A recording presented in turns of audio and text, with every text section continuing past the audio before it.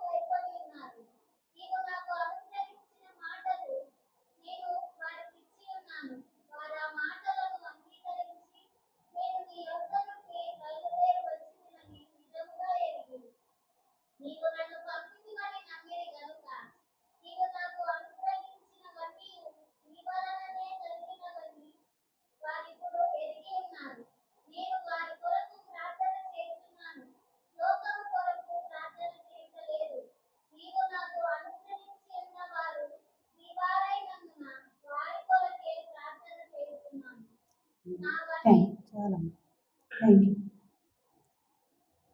యేసయ్య కనులు ఆకాశం వైపు కనులైతే ఏం ప్రార్థన చేస్తున్నాడు? తండ్రితో ఏం విన్నవిస్తున్నాడు? నా గడియ వచ్చి ఉన్నది, నీ కుమారుడు నేను మహిమపరిచి ఉన్నాడు. అంటే దేవుడు చెప్పిన పని పూర్తి చేశాడు, మహిమపరిచాడు. కానీ ఆదాము హవ్వ ద్వారా మహిమను పోగొట్టుకున్న మనము కూడా ఆ మహిమలో ప్రవేశించాలండి.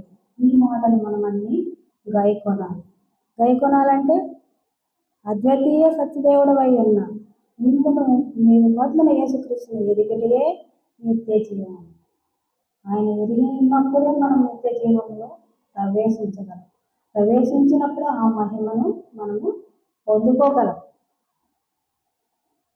చేయుటకు నీవు నాకు ఇచ్చిన పని నేను సంపూర్ణంగా నెరవేర్చుతాను. అంటే మనకిచ్చిన పనులు కూడా మనం సంపూర్ణంగా ఈ లోకంలో మనం నెరవేర్చాలి. అవి ఏయో మనము తెలుసుకోవాలి, దేవుని ఉద్దేశాన్ని మనం గ్రహించాలి, రక్షణ భాగ్యం పొందుకోవాలి, ఆయన చెప్పినట్లు నడవాలి, వాక్యాన్ని గైకొనాలి. అది చిత్తానుసారంగా ఆయన ఉద్దేశానుసారంగా మనం ప్రతి అడుగు వేయాలి. అప్పుడే మనం నిత్య జీవానికి వారసు అవుతాం. లేదంటే ఈ లోకమే మనము స్నేహిస్తామన్నమాట. ఏ మహిమ ఉందినో ఆ మహిమలో నన్ను ఇప్పుడు నీ యొద్ద మహిమపరచము. లోకము నీవు నాకు అనుగ్రహించిన మనుషులకు నీ నామం ప్రత్యక్షపరచు. అందరికీ ప్రత్యక్షపరిచాడు. ఆయన ప్రత్యక్షపరుచుకున్నాడు. పుట్టిన వెంటనే రక్షకుడు మీ కొరకు పుట్టి ఉన్నాడని ప్రత్యక్షపరుచుకున్నాడు. సిలువలో కూడా ఆయన ప్రత్యక్షపరుచుకున్నాడు. లేచినప్పుడు కూడా ఆయన ప్రత్యక్షపరుచుకున్నాడు. దేనిలో ఆయన దాగి ఉండలేదు. మనకి సమీపస్తుడుగానే ఉన్నాడు, ఈరోజు కూడా ఉన్నాడు ఆదరణకర్తగా. అదేవిధంగా లోకం నుండి నీవు నాకు అనుగ్రహించిన మనుషులను నీ నామమును ప్రత్యక్షపరచుకుని వారు నీ వారై ఉండేది, నీవు వారిని నాకు అనుగ్రహించి. దేవుడు అందుకోసమే అనుగ్రహించడానికే ఆయన్ని తన కుమారునిగా ఈ లోకానికి వచ్చి మరణ శాసనం రాశాడు, దాన్ని కొట్టివేశాడు. కుమారునిగా ఈ లోకానికి వచ్చి జయించాడు, లోకాన్ని జయించాడు, ప్రతి పరిస్థితిని జయించాడు. అదేవిధంగా మనల్ని మహిమలో ప్రవేశించడానికి సిద్ధపరచాడు. ఆయన స్వరక్తం ద్వారా కడిగి ఆయన నీతి ద్వారా మనకు రక్షణ అనుగ్రహించి ఉన్నాడు. మనలో ఏది లేదండి. కానీ ఆయన ఇచ్చిన నీతి ద్వారానే మనము ఆ మహిమ రాజ్యంలో మనము ప్రవేశించగలము. వారు నీ వారై ఉండిరి, నీవు వారిని నాకు అనుగ్రహించుతుంది. వారు నీ వాక్యము గాయకుని ఉన్నారు. వాక్యం ఎవరండి? దేవుడే కనుక ఆ వాక్యాన్ని మనం గైకొన్నాం కనుక దేవుడు కూడా సాక్ష్యం ఇస్తున్నాడు. వాక్యాన్ని గైకొన్నారు. ప్రత్యక్షంగా మన కోసం యేసయ్య సాక్ష్యం ఇస్తున్నాడు, మన కోసం ప్రార్థిస్తున్నాడు.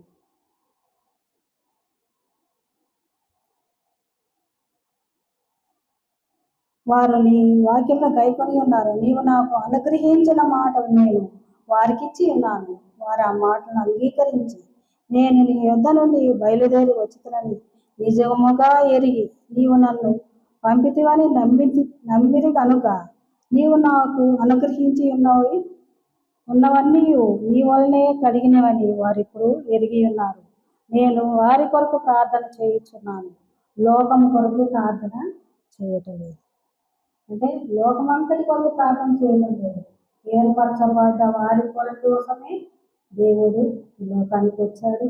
అనుగ్రహించిన వారిని కోసమే ప్రార్థించాడు. మరి ఆ లెక్కలో మనం ఉండాలంటే ఆ వాక్యం గైకొనాలి, ఆజ్ఞలు గైకొనాలి. ఆజ్ఞానుసారంగా మనము ప్రతి అడుగు వేయాలి. మన జీవితాల్లో నిర్లక్ష్య పెడతా ఉంటాం.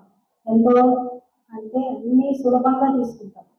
బైబిల్ చదవటం కానీ, ప్రార్థన చేయటం కానీ, మన నడవడిక కానీ, ప్రతి విషయంలో మనం అడుగులు ఎక్కడ వేసుకుంటాం? ఈజీగా వేసుకుంటాం. ఏం దేవుడు చూసుకుంటాడే, వింటాడే, చేస్తాడే. కానీ అలా కాదు. ప్రతి క్షణం మనం ఆయనకు అప్పగించుకొని యథార్థంగా నీతిగా ఆయనతో కలిసి వేస్తే ఆయన మన కొరకు ప్రార్థించలేదు. మనం ప్రార్థించలేని సమయంలో, మన బలహీనమైన సమయంలో, ఎందుకంటే ఆయన శారీరకంగా ఈ లోకానికి వచ్చి ప్రతి బలహీనతను పొందాడు, ప్రతి బాధను పొందాడు, ప్రతి అన్ని విషయాలు ఆకలి దప్పులన్నీ తెలుసు దేవుడు కదా. ఆయనకేం తెలుస్తుంది? మన బాధ అనుకోవడానికి లేదు.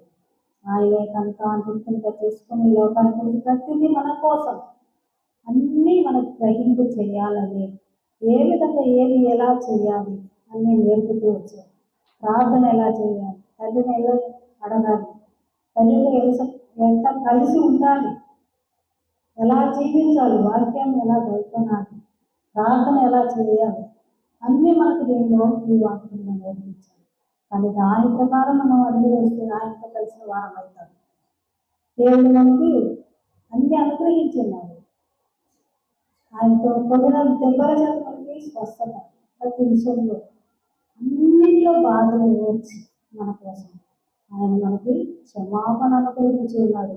ఆయన నిత్య జీవము పొందేదానికి అర్హులుగా మనల్ని తీర్చింది. ఆ నిత్య జీవానికి వారసులవుతానికి మనం నిలబడి ఉండాలి కదా. అది మనకి ఇంకా చులకనగానే కనిపిస్తుంది, ఇంకా తమాషగానే కనిపిస్తుంది, ఇంకా వ్యర్థంగానే మన జీవితాలు గడుపుతూ ఉన్నాం. బలహీనం, శరీరం బలహీనమే, ఆత్మ స్థిరమైంది. దాన్ని నిలబెట్టుకుంటే దానికి దేవుడికి అప్పగించుకుంటే మనకి చేత కాదు, కానీ దేవుడికి అప్పగించుకుంటే నిలబెట్టే దేవుడై ఉన్నాడు. ప్రతి క్షణము తీర్చిదిద్దే దేవుడై ఉన్నాడు. మన జీవితం మీద ఆయనకు అధికారం ఎప్పుడు ఇస్తామో ఆ అధికారంలో ఆయన ప్రతి విషయంలో తీర్చిదిద్దుకుంటాం. మనం ఏం చేస్తాం? మన జీవితం మీద మనకే అధికారాన్ని తీసుకుంటాం. నా జీవితం నా ఇష్టం అన్నట్టు ఉంటాం. కాబట్టి ఆయన జోక్యం చేసుకోడు. జోక్యం చేసుకున్న రోజు శిక్షకు పాత్ర. మన జీవితం మన ఇష్ట ప్రకారం జీవిస్తాం. కానీ దేవుడు జోక్యం చేసుకొని మన జీవితాన్ని నడిపిస్తుంటే అంతా ప్రశాంతంగా ఉంటుంది, మనకు నెమ్మది ఉంటుంది. అందుకే నీ భావం నిర్భావమైన కోపము ఆయన నిన్ను ఆపుతున్నాడు. వాక్కు ద్వారా మనల్ని బలపరచాలి, భద్రపరచాలి. వాక్యమే మనకి నిత్య జీవం. వాక్యమే దేవుడు. ఆ దేవుడు మనం అంగీకరించిన కొనసాగలేకపోతే మనము వ్యర్థులమే. ఎంత ప్రయాసపడ్డా ఈ లోకంలో అంతా ఏ కష్టమైనప్పటికీ కూడా ఆ కష్టమంతా వృధాగానే మనము మన నీతి అనుకుంటాం. ఏదైనా దానం చేసినా, ఏదన్నా మనం మంచి పని చేసినా, మంచి మాటలు మాట్లాడినా, బైబిల్ చదివినా, ప్రార్థన చేసినా అయ్యో నేను ఎంతో అనుకుంటాం. కానీ మన క్రియలన్నీ మురికితో సమానం అన్నాడు. మన నీతి క్రియలు మురికితో. కానీ దేవుడికి చూసేదేంటి? యథార్థత, నమ్మకత్వం, విశ్వాసం. వాటిల్లో మనం బలపడి మనం సాగిపోతే వాక్యాన్ని అంగీకరించిన వారం అవుతాం. వాక్యం వింటాం, చదువుతాం. కానీ దానిలో ఒక్క పొల్లైనా పోదు. కాబట్టి మనం ఒక వాక్యాన్ని నెరవేరిస్తే అది ఎంతో దేవునికి ఆనందం. అది నెరవేర్చే వారంగా మనం ఉన్నప్పుడు, దాన్ని పాటించే వారంగా ఉన్నప్పుడు వాక్యాన్ని చదివితే అర్థం ఉంటుంది. లేదు ఈ దినవాక్యం, ఈ దినభాగం చదవాలి, ఈరోజు ప్రార్థన చేయాలి, దేవుడు ఏమనుకుంటాడో ఒక 4 మాటలు చేసేసి మొక్కుబడిగా చేసేసి వచ్చేస్తాడు. అది కాదు దేవుడు కోరుకునేది. హృదయాంతరంగా ఉంచాలి, ప్రేమించే విధం. ఆయన ప్రేమించినప్పుడు మనం లోబడతాం. అన్ని విషయాలు ఆయనకి ఇష్టం లేనివన్నీ మనం పక్కన పెడతాం. ఆయనకి ఇష్టమైన మార్గంలోనే అడుగు వేస్తాం. ఆయనకి ఇష్టం లేని పనులన్నీ మనకి మనమే దూరం చేసుకుంటాం. ఎందుకంటే ఆ ప్రేమ మనల్ని ఆ విధంగా నడిపిస్తుంది. మనం దేవుడిని ప్రేమించాం, దేవుని ద్వారా ప్రేమించబడాలని కోరుకుంటాం. ఎంతసేపు దేవుడి నుంచి ఆశిస్తాం. ఏదైనా ఆయనే చేయాలి, ఆయనే చూడాలి.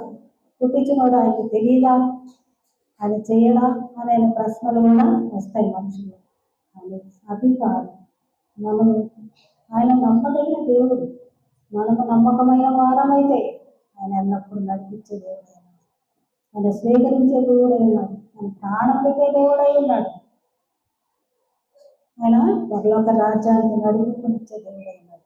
ఆ నిత్య రాజ్యం మనం ప్రవేశించినప్పుడు ఈ లోక బాధలన్నీ మర్చిపోతాం, ఈ లోక చింతలన్నీ మర్చిపోతాం. ఆ రాజ్యం కోసం మనం ప్రయాసపడాలంటే దేవుడు మన కోసం ఇప్పటికీ ప్రార్థన చేస్తూనే ఉన్నాడు. ఆయన మొరపెడుతూనే ఉన్నాడు. మరి మనం అది గ్రహించడం లేదు. ఎంతసేపు మన కోసం మనం ప్రయాసపడతాం. ఆయన ఆత్మ అల్లాడుతూ ఉంటుంది. మనకు ఆత్మకు లోబడుతున్నామా? పరిశుద్ధాత్మకి లోబడుతున్నామా? మనలో ఉన్నాడు, అంత మాట్లాడుతున్నాడు, నడిపిస్తున్నాడు. మనం ఎప్పుడైనా గ్రహిస్తున్నామా?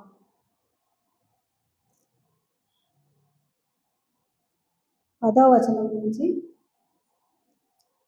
అదే సువార్త 17వ అధ్యాయం 10 నుంచి 15 వరకు చదవాల్సింది.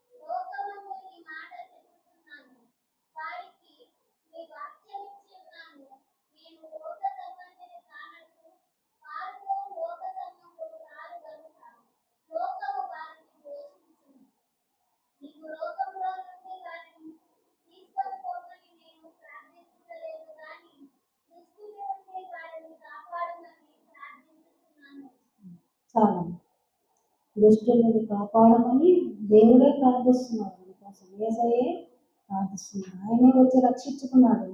ఆయనే దృష్టి నుండి కాపాడమని తన బిడ్డల్ని దేవుని ప్రాధేయపడుతున్నాడు. మహిమతో దేవుని ప్రాధేయపడుతున్నాడు. మరి నాశన పుత్రుడు ఒక్కడు తప్ప, నాశన పుత్రుడు ఎవరండి? ఎవరున్నారు? ఆయనను ఏర్పాటు చేసుకున్న వాళ్ళలో యోధా తప్ప ఆ నాశనానికే వెళ్ళాడు. ఆ నరుడు పుట్టకుండా ఉంటే బాగుండేదని దేవుడు కూడా కోరుకున్నాడు. మరి ఆ నాశన పుత్రుడు తప్ప ఎవరు నశించలేదండి. ఆయన ఏర్పాటు చేసుకున్న వాళ్ళను ఇప్పుడు కూడా ఏర్పాటు తన స్వరక్తం ఇచ్చి కొనుక్కున్న వాళ్ళలో ఆయన ప్రతి ఒక్కరిని భద్రపరచుకోవాలని వాళ్ళని ఎల్లప్పుడూ వెంబడిస్తూనే ఉంటాడు. కానీ ఆయన నిర్లక్ష్యం చేస్తున్నాను. మనకి ఆదరణకర్తగా పరిశుద్ధాత్మ దేవుని అనుగ్రహించి ఉన్నాడు. మనం ఎప్పుడు హెచ్చరించేదానికి, తోడ్పాటునిచ్చేదానికి, నడిచేదానికి లోకంలో అప్పుడు ఏర్పాటు చేసుకున్న కేసై ఉన్నాడు. తర్వాత ఆదరణకర్త ఆయన ఆత్మని అనుగ్రహించి వెళ్ళాడు. మరి ఆత్మని వెంబడిస్తున్నప్పుడు మన ఎంత జాగ్రత్తగానే ఉండాలి. నిర్లక్ష్యంగా మనం సాగిపోతాము మన జీవితంలో. మనల్ని రక్షించిన దేవునికి పరిపూర్ణమగినట్లు లోకమందు ఈ మాటలు చెప్పుచున్నాను. వారి యందు సంతోషం, నా యందు సంతోషము వారి యందు పరిపూర్ణమగినట్లు లోకమందు ఈ మాటలు చెప్పుచున్నాను. లోకంలో ఈ మాట చెప్పి ఎంత సేపు చెప్పిన దేవుడు ఇప్పుడు మనము వాక్యం చదువుతాము, దాన్ని పక్కన పెట్టేస్తాం. వారికి ఈ వాక్యం ఇచ్చి ఉన్నాను, నేను లోక సంబంధిని కానట్లు వారు లోక సంబంధులు కారు కనుక లోకములు వారిని ద్వేషించదు. లోకము మనల్ని క్రైస్తవుల్ని ద్వేషిస్తూనే ఉంటుంది. కానీ మన రాజ్యము పరలోక రాజ్యం, నిత్య రాజ్యం. అది మనం గుర్తుపెట్టుకోవాలి. ఈ లోకం కాదు, ఈ లోకాన్ని జయించి ఉన్నాడు దేవుడు, మనకి వాగ్దానం ఇచ్చినాడు. ఈ లోకం మనల్ని ఏం చేయదు. ఆయన వెంబడించినప్పుడు ఆ నిత్యరాజ్యంలో మనం ఉంటాము. మన కొరకు ప్రార్థించే దేవుడు ఉన్నాడు, మనల్ని నడిపించే దేవుడు ఉన్నాడు.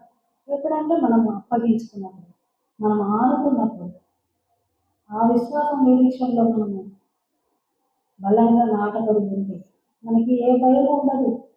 ఈ లోకంలో ఏ చింత ఉండదు, ఏ లోటు ఉండదు.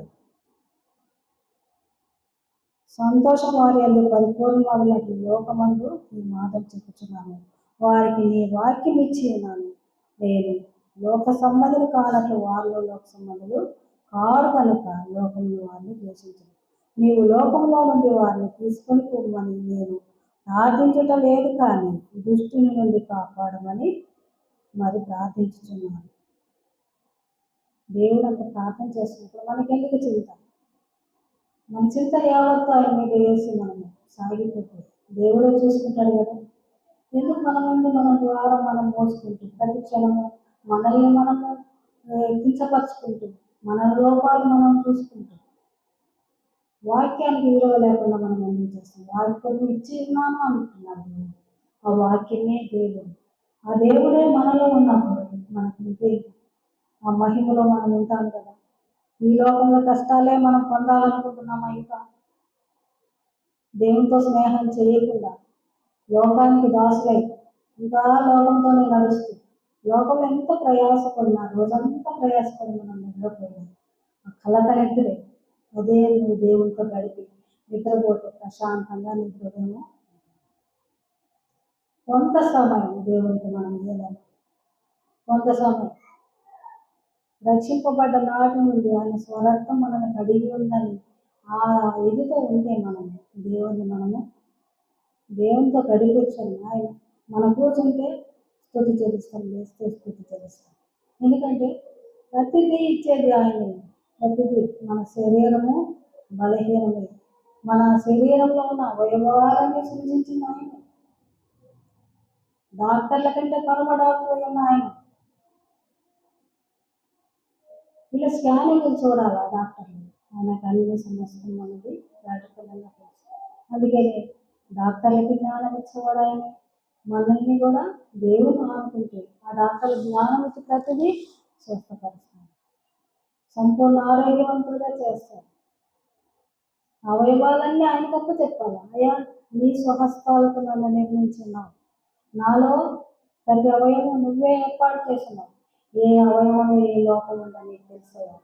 ఇప్పుడు నన్ను ముట్టు స్వస్థపరచు యెహోవాను నేనన్నావు కదా, వాగ్దానం చేసావు కదా, నమ్మదగిన దేవుడు కదా అని మనము అప్పగించుకుంటే ఆ పరమ డాక్టర్ తాగితే మనకి హాస్పిటల్కి పోయే పని కూడా ఉంటుంది కదా. అట్టి విశ్వాసము నమ్మకంతో మనము కొనసాగిపోవాలి. దేవుడు సమస్తము అనుగ్రహించి ఉన్నాడు మనకు, కానీ అన్నీ తెలుసు మనం బలహీనము. మనం తొందరపడిపోతాం, దుఃఖిస్తాం, రోదన చేస్తుంది. కానీ సర్వశక్తుల్ని ఆనుకోండి. ఆనుకున్నప్పుడు పరిష్కారం ఏదైనప్పటికీ ఇది ఆయన ముట్టేదా లేదు, ఆయన మహిమ కోసమా లేదు, హాస్పిటల్కి పంపించి స్వస్థత ఇస్తారా, ఏదో ఒక నడిపింపు ఇస్తాడు మనకి ప్రతి విషయంలో. అనారోగ్యాల విషయంలో ఆ విధంగా నడిపిస్తాడు. అందుకని మనం దేవుని ఆనుకోవాలి ఎప్పుడు. మనం ఈరోజు సజీవులమై ఉన్నామంటారు దేవుని కృప. ఈరోజు నీకు నిలబడి మాట్లాడుతుంది అది దేవుని కృప. అంతే, దాన్ని బట్టి మనం దేవుని స్తుతించాలి. మనం జీవించి ఉన్నామంటే దేవుని కృప.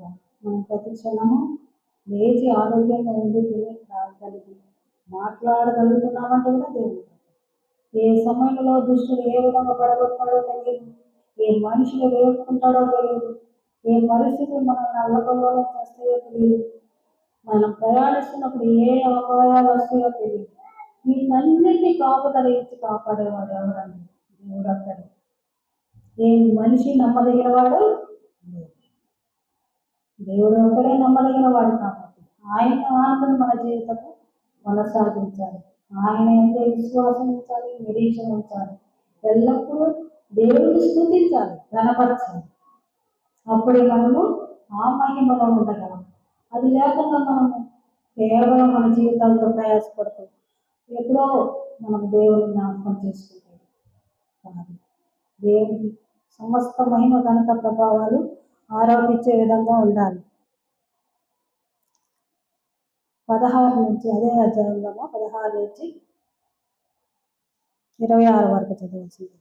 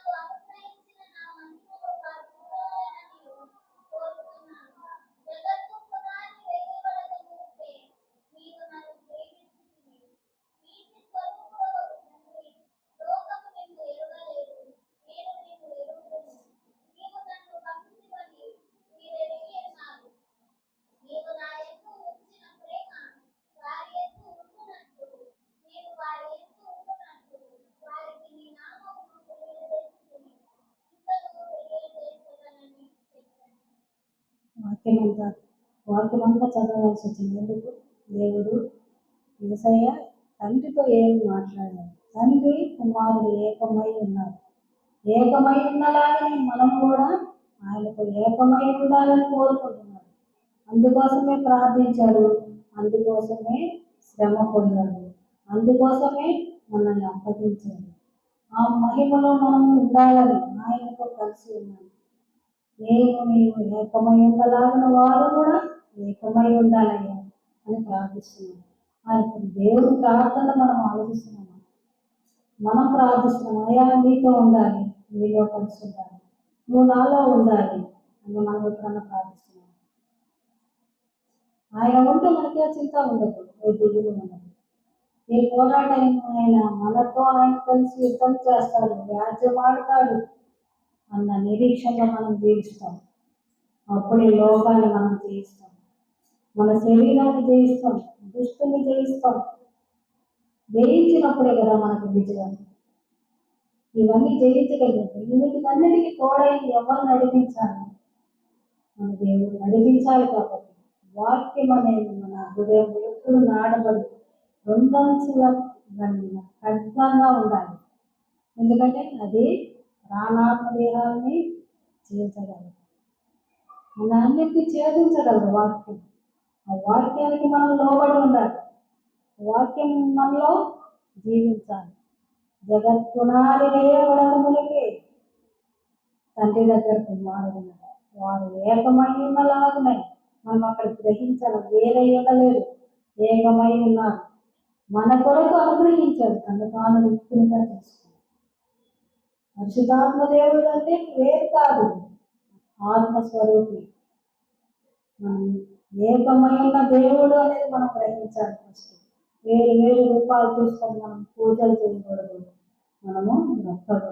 తండ్రి ఒక్కడే, కుమారుడు ఒక్కడే, పరిశుద్ధాత్మ దేవుడు ఒక్కడే, త్రియేక నామం కలిగిన దేవుడు, అన్ని నామముల కంటే పై నామము కలిగిన దేవుడు. ఆ దేవుని మనం ఆశ్రయిస్తే ఆయన నిత్యరాజ్యంలో మనము వారసులుగా ఉంటాం. ఆదాము మహిమ పోగొట్టుకున్నాడు ఆదామవ్వ, ఆ మహిమలో మనం దీనిలో ప్రవేశిస్తాం. అందుకే వచ్చి స్వరక్తం కార్చి మనల్ని కోరుకున్నాడు.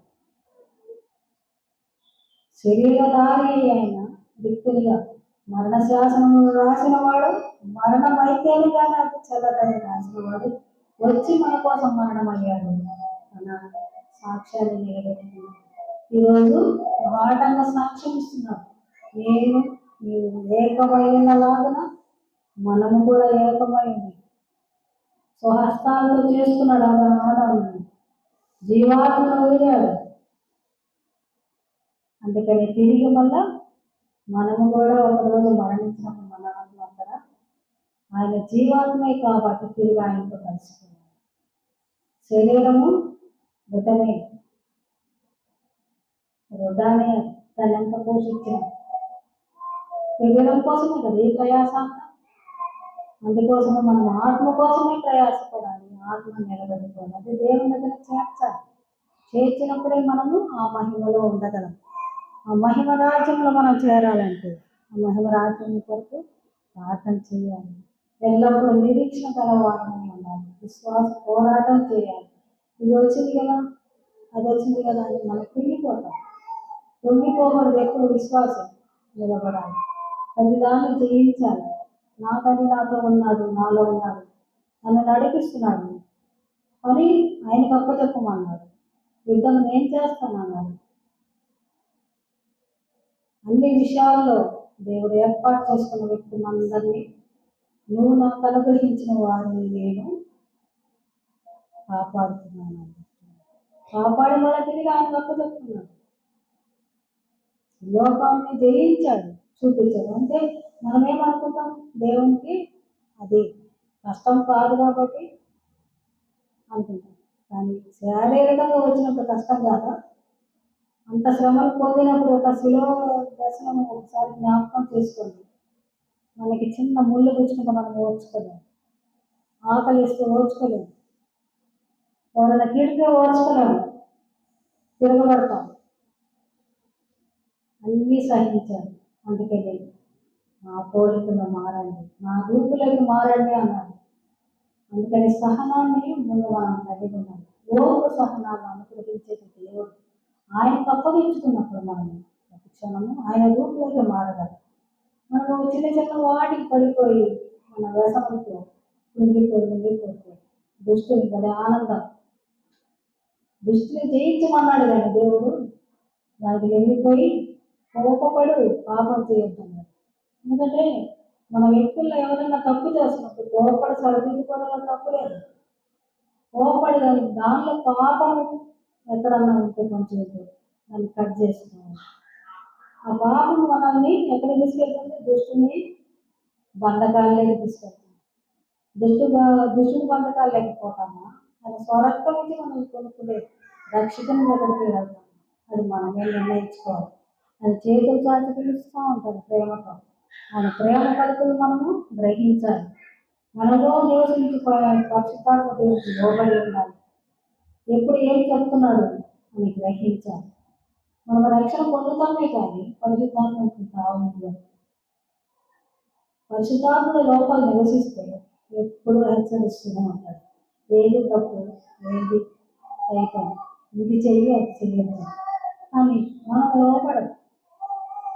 మన భారం మన మీద ఉంటుంది కాబట్టి ఎప్పుడు కష్టమైపోతుంది మన జీవితం. దేవుడి దగ్గర అడుగు వేస్తున్నప్పుడు మన జీవితము సులభతరం. ఎన్ని కష్టాలు వచ్చినా ఎన్ని నష్టాలు వచ్చినా ఒక నిబ్బరం అనేది ఉంటుంది మన హృదయం. ఆ నిబ్బరం కలిగిన హృదయం కావాలంటే అది దేవుడి వాక్యం ద్వారా సాధ్యం. వాక్యమై ఉన్న దేవుడు మనలో ఉంది, అది సాధ్యం. ఆ వాక్యం ద్వారానే మనం భద్రపరచబడాలి, బలపడాలి. అందుకని మనము ఎల్లప్పుడూ మనము ప్రార్థించే వారం ఉండాలి. మనం దేవునితో స్నేహం చేసే వాళ్ళం ఉండాలి. ఆయన స్నేహితుడు అన్నిటికీ మించి స్నేహం అంటారు. ఆ స్నేహితుడు మనం వదిలిపెట్టుకుని ఆయనతో వెంబడిస్తుంది. ఈ లోపల మనం అందరినీ ఆశ్రయిస్తాం కానీ నిజ స్నేహితుడు మాత్రం వెంబడించము, ఆయన మాటను ఆలకించము. ఆ నిజ స్నేహితులతో మనం కలిసి అడుగు వేసినప్పుడు మన జీవితం సరళంగా ఉంటుంది. మనం నిర్ణయించుకోవాల్సింది కూడా తెలియపరుస్తుంది దేవుడు. అందుకని దేవుడితో మనం సత్సంబంధం కలిగి జీవించినప్పుడు మనం నిశ్చింతగా జీవించవచ్చు. ఆ నిత్యరాజ్యంలో ఆ మహిమలో ప్రవేశించగలం. నీవు నా యందు ఉంచిన ప్రేమ వారి యందు ఉండునట్లు నేను వారి యందు ఉండునట్లు వారికి నీ నామమును తెలియజేస్తుంది. ఇంకనూ తెలియజేసేదని చెప్పి ఇంకనూ తెలియజేస్తూనే ఉన్నాను అని చెప్పిన ప్రేమ ఎక్కడ ఆదరణకర్తగా మన మధ్య పరిశుద్ధాత్ముడు నివసిస్తున్నాడు కాబట్టి ప్రతి క్షణం దేవుడి ప్రేమను వెల్లడిపరుస్తూనే ఉన్నాడు. మనం దేవుడి ప్రేమను గుర్తించాం. లోక ప్రేమ కొరకే, మోసపోయే ప్రేమ కొరకే మనం ప్రయాణిస్తాం. ఆ మోసపోయే ప్రేమ అనేది మనుషుల మాటలు ఏ విధంగా ఉంటాయంటే లోపల ద్వేషం ఉంటుంది, కపటం ఉంటుంది, మోసం ఉంటుంది. పైకి పెదవులతో బాగా పడుతుంది కానీ దేవుడు అంటే కాదు. ఆయన ప్రేమ గల దేవుడు. ఆయన శాశ్వతమైన రాజ్యంలో చేర్చుకోగలడు. నిశ్చంతలు మనకి ఇవ్వగల దేవుడు. ఆయన నమ్మిన ఎడల ఆయన మహిమను చూస్తాం. ఆ మహిమను రాజ్యంలో మనం ఉంటాం. ఇక్కడ ఒంటరితనమే మనకి దేనికైనా ఎన్నో సమయాల్లో మనం ఒంటరితనంతో ఫీల్ అవుతాం. మనుషుల మధ్య ఉంటాం, బంధాల మధ్య ఉంటాం కానీ ఒంటరితనం లేదు. కానీ అదే దేవుడు ఉంటే లోపల మనం ఒంటరితనంతో ఫీల్ అవ్వం. నాతో దేవుడు ఉన్నాడు. మనం ఆ విశ్వాసంతో మనము బలపడి ఉంటాం. ఆ నిరీక్షణకు సాగిపోతూ ఉంటాం. భయం ఉండదు. ఏమైనా దేవుడు చూసుకుంటాం అనే భావం కలిగి ఉంటాం. నిశ్చింతగా ఏ మనిషికి ఏ సమయంలో ఆన్సర్ ఏది చేయాలో అది జ్ఞానం ఇస్తాడు దేవుడు. ఏ మనిషిని ఏ విధంగా ఎదుర్కోవాలో కూడా, ఏ విధంగా నడుపుతూ ఇవ్వాలి అన్నీ సమస్తం అనుగ్రహించేది. అట్టి సమయాన్ని మనం పోగొట్టుకుంటూ ఎంతకాలం లోకంతో స్నేహం చేస్తాం, ఎంతకాలం లోకంతో అడుగులు వేస్తాం. ఈ లోకం శరీరం కోసం ఎంతకాలం శ్రమ పడతాం. మన కోసం ఒక రాజ్యం స్థిరపరచబడి ఉన్నది. ఆ రాజ్యం కోసం సిద్ధపడతాం. సమయం ఎక్కువ లేదు. దేవుడు వస్తున్నాడు అంటున్నాడని మనం ఆటగా తీసుకుంటాం. ఏ రోజు వస్తాడో తెలియదు మనకి. వచ్చిన రోజు మనము అక్కడికి పోయే స్థితి మనలో లేదనుకోండి, ఆ క్షణం కోల్పోయిన వాళ్ళని. మన ప్రయాసతో, మన పనులతో, మన బిజీతో ఉంటే ఆ క్షణం మనం కోల్పోతుంది. ఆ స్వరం మనం వినలేకపోతే మన పరిస్థితి ఏంటి? ఇంతకాలం మనము ప్రార్థన చేసుకొని బాప్తిసం పొందుతాం, శ్వాసంలో సాగిపోతాం. దేవుడు ఆ స్వరం వినకపోతే మెలకువగా ఉండండి అని చెప్తూ ఉన్నప్పుడు మనం మెలకువగా ఉండలేకపోతే, మెలకువగా ఎప్పుడు ఉండగలం? పరిశుద్ధాత్మలో నిద్రపోతున్నాను, పని చేస్తున్నా, నీలో పరిశుద్ధాత్మ దేవుడు ఉండి హెచ్చరిస్తాడు. సమయం అయింది, సిద్ధపడు. ఆ స్వరం మనం వినగలుగుతాం. అందుకనే పరిశుద్ధాత్మని పొందుకోమని చెప్తారు అందరూ. ఎందుకు? అదొక అంటే పరిశుద్ధాత్మ దేవుని పొందుకోవడం అంటే కేకలేదు, అరవటం, గెంతలేదు అనుకొని దూరంగా ఉంటారు మనుషులు. నీలో నివసించేవాడు పరిశుద్ధాత్మ దేవుడు. ఎప్పుడు రక్షణ పొందుతావో అప్పుడు పరిశుద్ధాత్మ దేవుని అభిషేకం కూడా మనకి కావాలి. ఆయన మనలో నివసించాలి. నివసించినప్పుడు ఆయనతో కలిసి మనం అడుగు వేసినప్పుడు మన జీవితంలో విజయం ఉంటుంది. నిత్య రాజ్యానికి వెళ్తే సమయం ఆసన్నమైనప్పుడు కూడా మనము మెలకువగా ఉండగలం. ఏ పరిస్థితులు కూడా జయించే శక్తి దేవుడు అనుగ్రహిస్తాడు. వాక్యం చదువుకుంటాం, వాక్యానుసారంగా మనం నడుస్తున్నాం. కానీ పరిశుద్ధాత్మ దేవుడు లోపల ఉంటే ప్రతి హెచ్చరిక మనకి అప్పటికప్పుడు అందుతుంటుంది. సిగ్నల్ లేకపోతే ఫోన్ పనిచేస్తుందా? అది పుట్టిగా పడేసే ఇదే అయిపోతుంది. ఆ సిగ్నల్ అనేది మనలో లేకపోతే మనము జీవోత్సవంలో పడి ఉన్నవారు. ఆ సిగ్నల్ కావాలని మనం కోరుకోవాలి. పరిశుద్ధాత్మ దేవా నాలో నివసించు, నన్ను నడిపించు అని నువ్వు అడిగినప్పుడు ఆయన బయట ఉండి చూసేదేమో కాదు, ప్రేమ వల్ల దేవుడు ఆయన ప్రేమతో మనల్ని వెంబడిస్తాడు, లోపలిని నడిపిస్తాడు. నిత్య రాజ్యానికి ఎప్పుడు సమయమో అప్పుడు తెలియపరుస్తాడు. ఏ పరిస్థితి నీకు వస్తుందో ఇప్పుడు జాగ్రత్తగా ఉండు, ఇప్పుడు ఈ సమయం వస్తుంది, ఈ పరిస్థితి నువ్వు జయించు అని అన్నీ తెలియజేస్తాను. అన్నీ అంటే నేను రుచి చూశాను కాబట్టి నీకు తెలియపరుస్తాను. ప్రతి సమయం నాకు తెలుసు. ఆఖరికి నా చిన్న బిడ్డ 3 సంవత్సరాల బిడ్డ చనిపోయేది కూడా నాకు తెలుసు. ఎందుకంటే అది జరగవలసింది ఉంది. దానికి సిద్ధపడి ఉన్నాను, చెప్పేదాన్ని కూడా సిద్ధపడి ఉన్నాను. అంకుల్ విషయంలో ఇది మరణానికి వచ్చింది అని చెప్పాడు. నేను అడగలేకపోయాను. ఎన్నోసార్లు 83 నుంచి రక్షించుకున్నాను ప్రార్థనతో. ప్రతి ఎక్కడ పడిపోతున్నా సైకిల్లో నుంచి ప్రయాణం అయి పడిపోతున్నా చూపించేవాడు, ప్రార్థన చేసి తప్పించుకోలేడు. కానీ ఆ సమయం వచ్చినప్పుడు ఇది మరణానికి వచ్చింది, లోపడాలి. అంతకుముందంతా నిబ్బరం కలిగి ధైర్యంగా ఉండు. ఆ ఒక్క మాటే నాతో మాట్లాడేది లోపల నుంచి. ఎందుకు ఈ మాట ఎందుకు మాట్లాడుతున్నారు?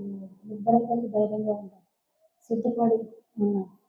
ఆ పరిస్థితులు వచ్చినప్పుడు తల వంచాను. అది దేవుని మహిమ కొరకు. ఎందుకు జరుగుతాయో మనము దేవుని ప్రశ్నించేవారిని కాదు. ఏవి జరుగుతాయో దేవుని ప్రశ్నించేవారిని కాదు.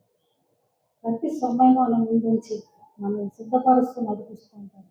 ఇదనే కాదు, ఎన్నో సమయాల్లో ఇప్పుడు నువ్వు ప్రార్థన చేయి అని దేవుడు హెచ్చరించినప్పుడు ఇప్పుడే కదా అయ్యా చేశాను అని ఒకసారి అడిగాను. దేవుడికి డ్యూటీలు పోదాను.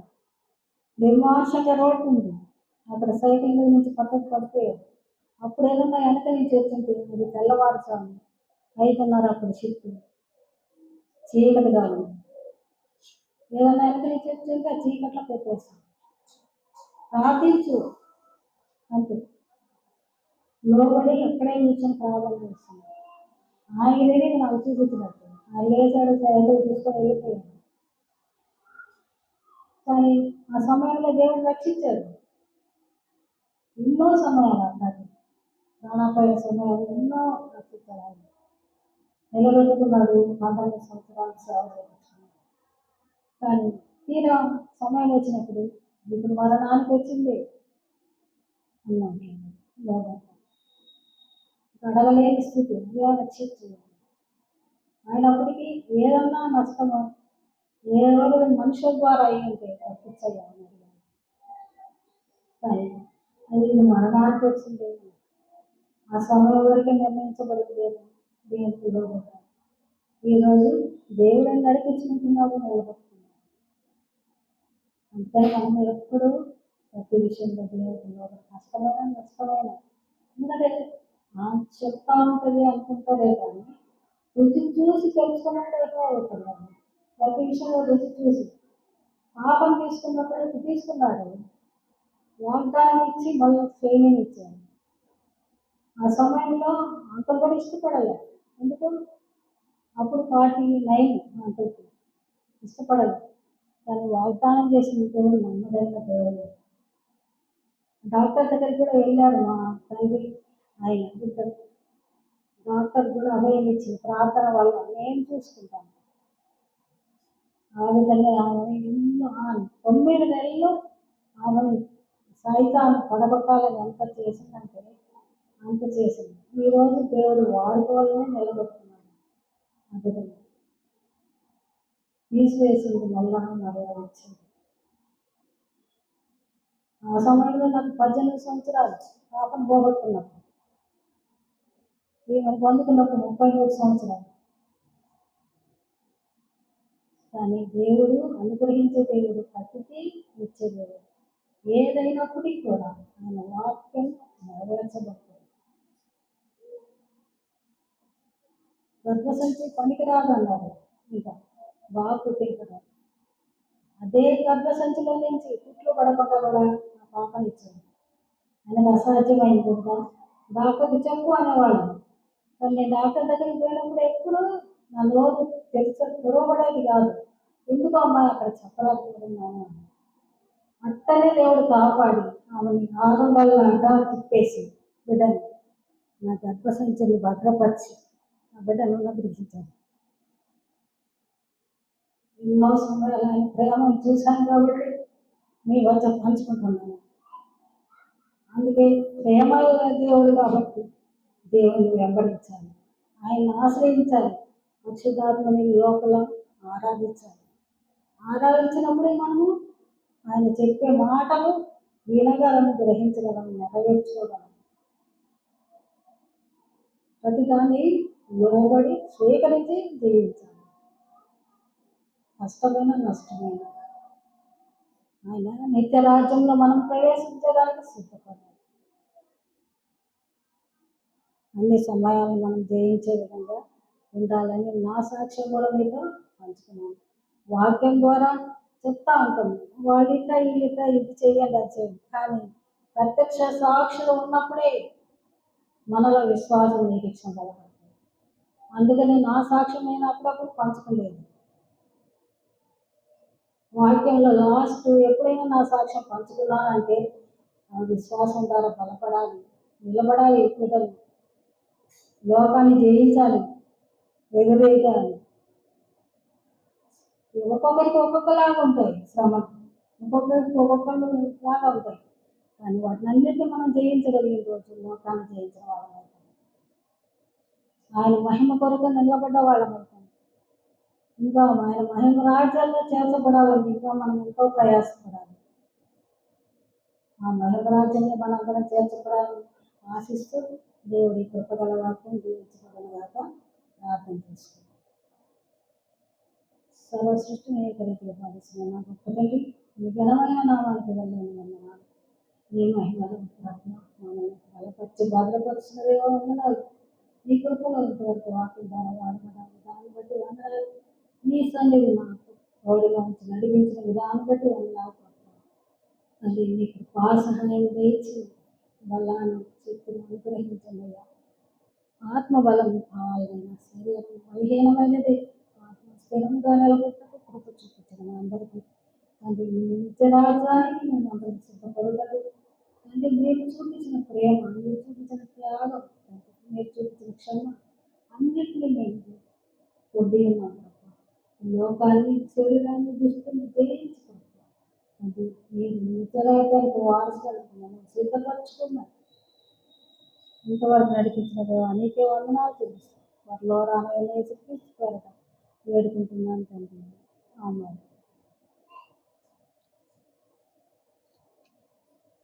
మనందరం లేచి కాన్పు సమర్పించుకున్నామండి.